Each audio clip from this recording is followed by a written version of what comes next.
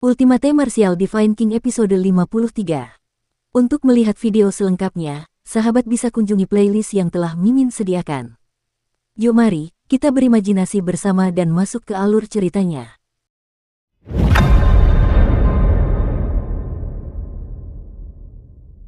Setelah transaksi dengan kamar dagang awan terbit, Chu Hen memulai perjalanannya kembali ke perguruan bela diri bintang surgawi dengan suasana hati yang baik.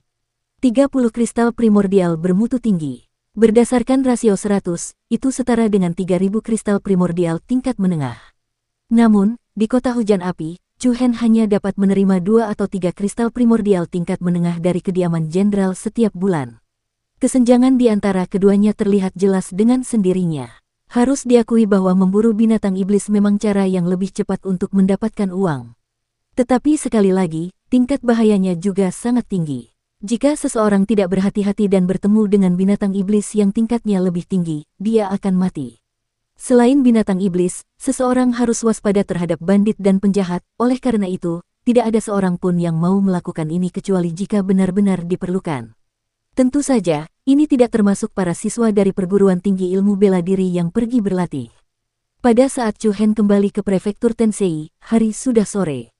Semua orang di akademi membicarakan tentang asosiasi kenaikan Raja Elit Bintang. Namun, Chu Hen tidak sengaja mencoba mencari tahu lebih banyak tentang topik ini.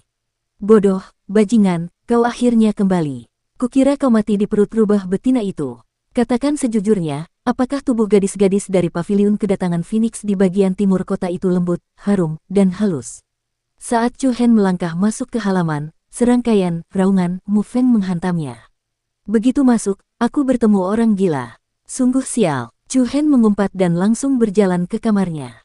Hehe. Mu Feng berjalan mendekat dengan senyum nakal di wajahnya dan berkata dengan nada nerotik, "Kakak, kemana saja kamu beberapa hari ini?"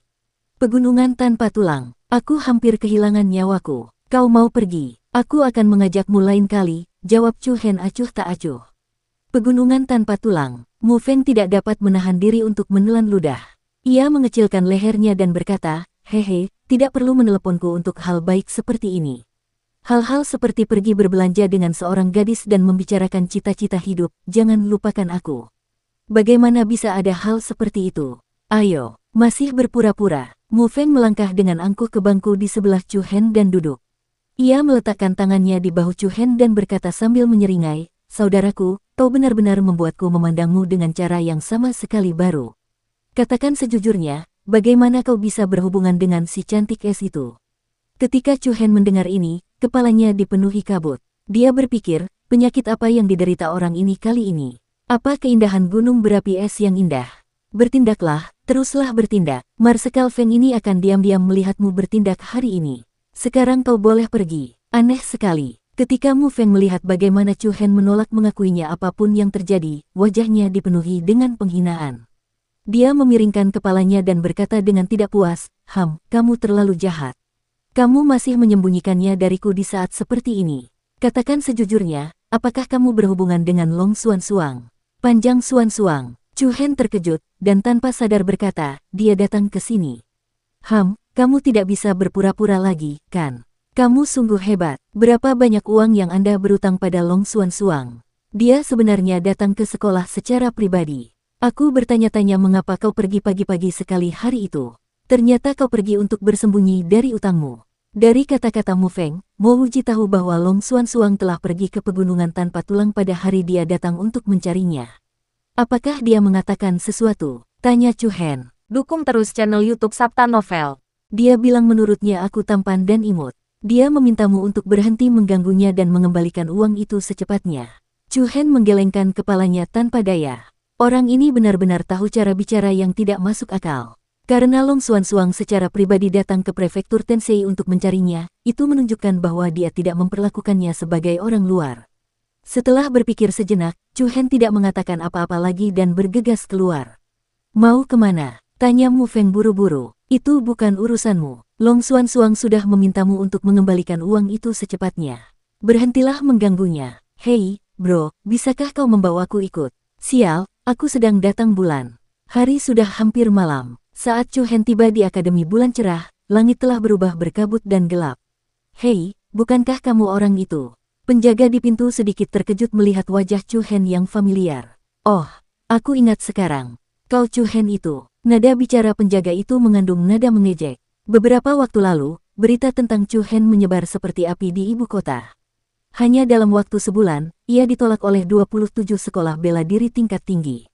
Itulah rekor penolakan terbanyak. Pada saat itu, bahkan para pelayan di restoran dan kedai teh memandang Chu Hen dengan simpati. Chu Hen tidak peduli dengan tatapan penjaga itu dan berkata dengan tenang, "Saya sedang mencari seseorang. Bisakah saya menyampaikan pesannya?" "Siapa yang kau cari?" jawab penjaga itu dengan nada datar. "Panjang Suan-Suang." Begitu 3 kata ini keluar, mata penjaga itu dipenuhi dengan penghinaan dan nadanya penuh penghinaan. "Hehe, apakah kamu mengolok-olokku? Apa maksudmu?" Chu Hen sedikit mengernyit. Orang-orang yang ingin melihat Long Suan-Suang setiap hari dapat mengantre dari pintu masuk hingga ke jalan. "Bolehkah saya bertanya di mana Anda berada dalam antrian?" Chu Hen terkejut sekaligus heran. Apakah adik perempuannya yang kedua ini begitu populer? Meskipun dia tahu bahwa Long Suan-Suang tampan dan cantik sejak dia kecil, tapi hal itu tidak seharusnya dibesar-besarkan, kan? Mungkinkah dia biasa tinggal bersamanya setiap hari dan sering menemuinya sehingga memengaruhi selera kecantikannya? "Aku berbeda dari yang lain.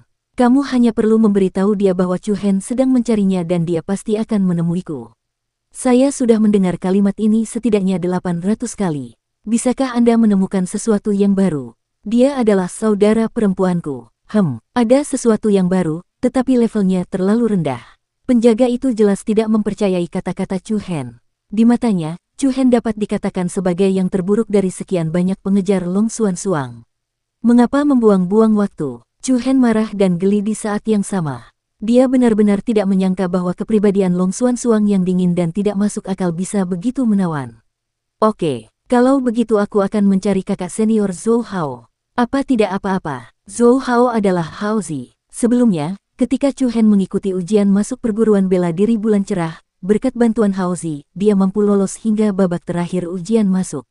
Kemudian, karena suatu alasan, Chu Hen ditolak oleh rumah bela diri bulan cerah, dan Hao Zi bahkan merasa itu tidak adil baginya.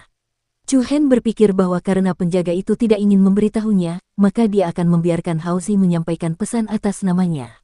"Zhou Hao." Penjaga itu mengerutkan kening. "Ya, dialah kakak senior Hao Zi yang bermata kecil itu." "Aku tahu," penjaga itu menjawab dengan dingin, dengan sedikit sarkasme di matanya. "Zhou Hao telah meninggalkan Akademi Bulan Cerah. Cari dia di tempat lain." "Kakak senior Hao Zi sudah pergi." "Mengapa?" Aku tidak tahu." Penjaga itu tampak sedikit tidak sabar. Chu Hen menyipitkan matanya. Mengapa Hao Zi meninggalkan Akademi Bulan Cerah tanpa alasan? Dia ingat Zhou Hao berkata bahwa dia harus mengikuti ujian masuk selama 2 tahun sebelum dia diterima di Akademi Bulan Cerah. Benar-benar mustahil bagi Zhou Hao untuk meninggalkan perguruan bela diri tingkat tinggi yang telah susah payah ia masuki. Mungkinkah ada rahasia di balik ini?